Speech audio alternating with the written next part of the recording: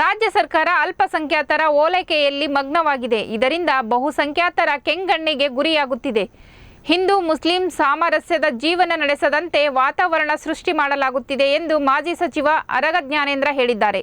ಹುಬ್ಬಳ್ಳಿಯಲ್ಲಿ ಸುದ್ದಿಗಾರರೊಂದಿಗೆ ಮಾತನಾಡಿದ ಅವರು, ಮಂಡ್ಯದ ಕೆರೆಗೂಡು ಹನುಮ ಧ್ವಜ ವಿಚಾರದಲ್ಲಿ ರಾಜ್ಯ ಸರ್ಕಾರವೇ ಗೊಂದಲ ಸೃಷ್ಟಿ ಮಾಡಿದೆ.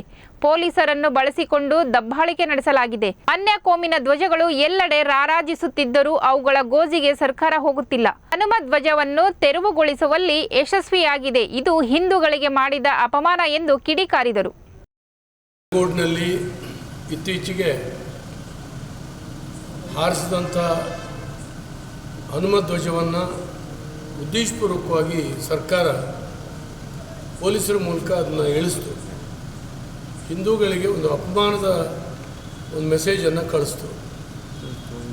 ಹಾಗಾಗಿ ಇವತ್ತು ರಾಜ್ಯದ ಯಾವ ಮೂಲೆಯಲ್ಲಿ ಹೋದರೂ ಕೂಡ ರಸ್ತೆಗಳ ಮೇಲೆ, ಮರಗಳ ಮೇಲೆ ಹಾರಿಸಿದಂಥ ಹಸಿರು ಧ್ವಜಗಳು ಕಾಣ್ತವೆ.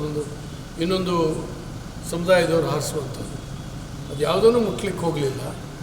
ಮೊನ್ನೆ ದಿನ ಮ್ಯಾನೇಜ್ ಮಾಡ್ಬೋದಾಗಿತ್ತು, ಕರೆದು ಹೇಳಿ ಸಮಾಧಾನದಿಂದ ಹೇಳ್ಬೋದಾಗಿತ್ತು. ಸರ್ಕಾರವೇ ಒಂದು ಕ್ರಿಯೇಟ್ ಮಾಡ್ತು, ಏನೋ ಪಂಚಾಯಿತಿಯಲ್ಲಿ ಬರೆದು ಕೊಟ್ಟಿದ್ದಾರೆ, ಅದು ಕೊಟ್ಟಿದ್ದಾರೆ, ಇದು ಕೊಟ್ಟಿದ್ದಾರೆ ಅಂಥದ್ದು ಏನೂ ಇಲ್ಲ. ಅದರಿಂದ ಇವತ್ತು ಆ ಭಾಗದ ಜನ ಕೆರಳಿದ್ದಾರೆ.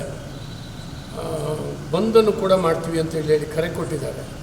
ಹಿನ್ನೆಲೆಯಲ್ಲಿ ನಾನು ವಿನಂತಿ ಮಾಡ್ಕೊಳ್ತೇನೆ, ಶಾಂತಿಯುತವಾಗಿ ಮಾಡಿ ಪ್ರತಿಭಟನೆ ತೋರಿಸುವಂಥದ್ದು ನಮ್ಮ ಹಕ್ಕಿದೆ. ಆದರೆ ಪ್ರತಿಭಟನೆಯಲ್ಲಿ ಹಿಂಸಾತ್ಮಕವಾದಂಥ ವಿಧಾನ ಬೇಡ. ಒಟ್ಟಾರೆ ಸರ್ಕಾರ ಒಂದು ಪೂರ್ವಾಗ್ರಹ ಪೀಡಿತವಾಗಿದೆ. ಹಿಂದೂ ಧರ್ಮದ ಆಚರಣೆಗಳು ಇವ್ಯಾವನ್ನೂ ಕೂಡ ಸಹಿಸದೇ ಇರುವಂಥ ಸರ್ಕಾರ ಸದ್ಯಕ್ಕೆ ಕರ್ನಾಟಕ ರಾಜ್ಯದಲ್ಲಿದೆ. ಅದನ್ನು ಜನರಿಗೆ ಹೇಳುವಂಥ ಕೆಲಸ, ಅವ್ರನ್ನ ಮುಖವಾಡ ಕಳಚುವಂಥ ಕೆಲಸ ನಾವು ಮಾಡಬೇಕಾಗತ್ತೆ. ಹಿನ್ನೆಲೆಯಲ್ಲಿ ಸರಿಯಾಗಿದೆ.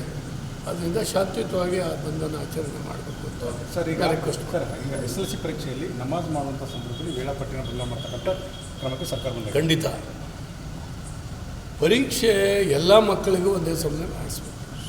ಅದರಲ್ಲಿ ನಮಾಜ್ ಮಾಡೋ ಟೈಮ್ ಬಿಡಬೇಕು, ಅದು ಮಾಡಬೇಕು ಅಂದರೆ ನಾವು ಯಾವ ದೇಶದಲ್ಲಿದ್ದೀವಿ ಅಂತ ನನಗೂ ಕೂಡ ಅರ್ಥ ಆಗೋದಿಲ್ಲ. ಈ ಮಟ್ಟಕ್ಕೊಂದು ಸರ್ಕಾರ ಇಳೀತದೆ, ಓಟಿನ ಆಸೆಗಾಗಿ ಒಂದು ತುಷ್ಟೀಕರಣದ ಭಾವನೆಯನ್ನು ಇಳಿಸುತ್ತೆ ಅಂದರೆ ಬಹುಸಂಖ್ಯಾತರ ಮನಸ್ಸಿನಲ್ಲಿ ಇನ್ನಷ್ಟು ಒಂದು ಅಂತರವನ್ನು ನಿರ್ಮಾಣ ಮಾಡ್ತಾ ಹೋಗ್ತದೆ. ಇದರಿಂದ ಹಿಂದೂ ಮುಸ್ಲಿಂ ಒಟ್ಟಿಗೆ ಬದುಕಲಿಕ್ಕೆ ಸಾಧ್ಯ ಇಲ್ಲದೆ ಇರೋಂಥ ವಾತಾವರಣವನ್ನು ಕಾಂಗ್ರೆಸ್ ಸರ್ಕಾರ ನಿರ್ಮಾಣ ಮಾಡ್ತಾಯಿದೆ. ಅದನ್ನು ನಾನು ಖಂಡಿಸ್ತೇನೆ. ಯಾವುದೇ ಕಾರಣಕ್ಕಾಗಿ ಈ ಪರೀಕ್ಷೆಗೋಸ್ಕರ, ನಮಾಜಿಗೋಸ್ಕರ ಪರೀಕ್ಷೆಯನ್ನು ಮುಂದೂಡುವಂಥದ್ದು, ಸಮಯ ಬದಲಾವಣೆ ಮಾಡುವಂಥದ್ದು ಅಕ್ಷಮ್ಯ ಅಪರಾಧ. ಇದನ್ನು ಯಾವುದೇ ಕಾರಣಕ್ಕಾಗಿ ಸರ್ಕಾರ ಮಾಡಬಾರ್ದು.